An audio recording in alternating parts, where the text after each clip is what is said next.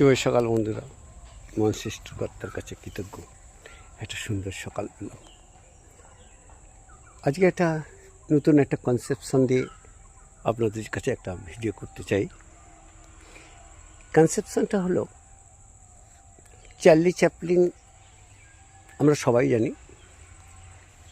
তাকে আমরা তার যে কোনো অভিনয় আমরা হেসে গড়াগড়ি খাই। সেটা তার চোখ দিয়ে জল বেরোলেও এমনভাবে তা রিয়াক্ট করে, সেটা আমাদের কাছে খুবই আনন্দ দেয়। আর তার পরিপ্রেক্ষিতে সমস্ত দর্শক হাততালি দেয়, আর যত হাততালি পড়ায় তত সেই ফিল্মটা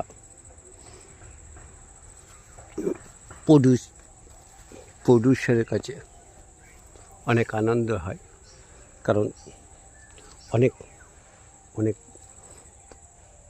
অর্থ উপার্জন হয়। কিন্তু আমরা দেখেছি তার জীবনী পড়ে সে